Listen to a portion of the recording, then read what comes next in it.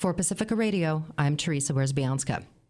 The FBI says it recovered the black flag of the Islamic State extremist group from the truck that an American man from Texas smashed into New Year's partygoers in New Orleans' French Quarter. Wednesday's attack killed 15 people.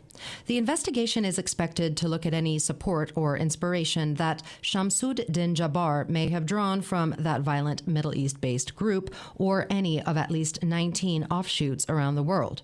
President Joe Biden says the FBI told him that Jabbar was inspired by ISIS.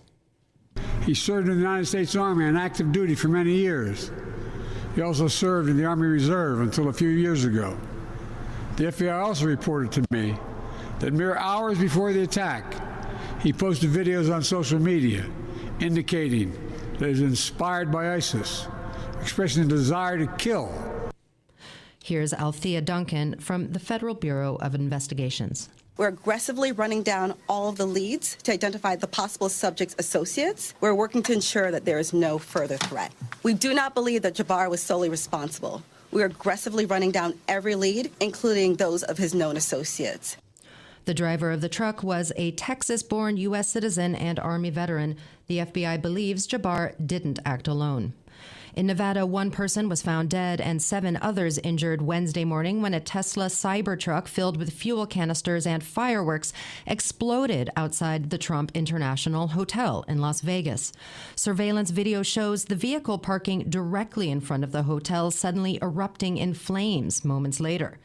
The blast sent up a huge column of smoke but caused only minor damage to the hotel. The FBI said it was investigating whether the incident was an act of terrorism and whether it might be connected to the attack in New Orleans earlier Wednesday. The Cybertruck was rented in Colorado by someone using the same car rental app used by the New Orleans assailant. But so far, officials have not publicly identified the body inside the vehicle and have not determined whether the explosion was intentional.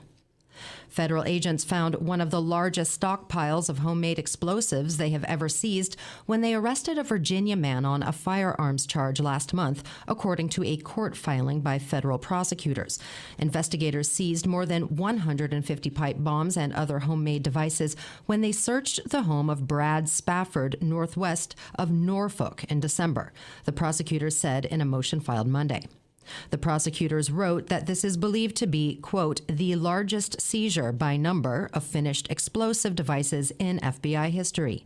Most of the bombs were found in a detached garage at the home in Isle of Wight County, along with tools and bomb-making materials, including fuses and pieces of plastic pipe, according to court documents.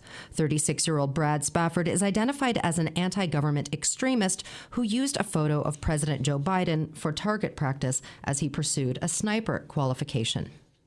In Gaza, Israeli airstrikes have killed at least 52 Palestinians since dawn, following a wave of attacks on New Year's Day that left 28 people dead, including women and children. The strikes targeted multiple locations, including Jabalia in northern Gaza, the Beirut refugee camp in the central region, Gaza City, and a tent camp sheltering displaced families in Al-Mawasi in southern Khan Yunis, an area designated by Israel as a so-called humanitarian zone.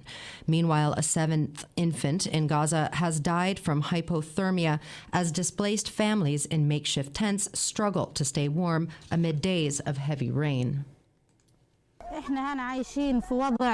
We are living here in the cold, in a state of hunger and thirst, lacking clothes, blankets, and mattresses. The rain pours on us all night while the tarps leak, and no one acknowledges us. Last year, we lived in Rafah. Before that, we were in Beit Lahia. Then we moved to Rafah, and from Rafah, we came to Khan Yunis. We still don't know what our fate is or where we will be relocated next. Impeached South Korean President Yoon Suk-yeol, in a message to conservative supporters rallying outside his Seoul residence, vowed to, quote, fight to the end against anti-state forces. His legal team warned Thursday that police officers attempting to detain him could face arrest by his presidential security service or even civilians. Yoon's statement came as the Corruption Investigation Office for high-ranking officials prepares to execute a detainment warrant against him that was issued by a Seoul court. The warrant was issued after Yoon evaded multiple requests to appear for questioning and blocked searches of his office, hindering an investigation into whether his short-lived power grab on December 3rd amounted to rebellion. I'm Teresa Wierzbianska for Pacifica Radio.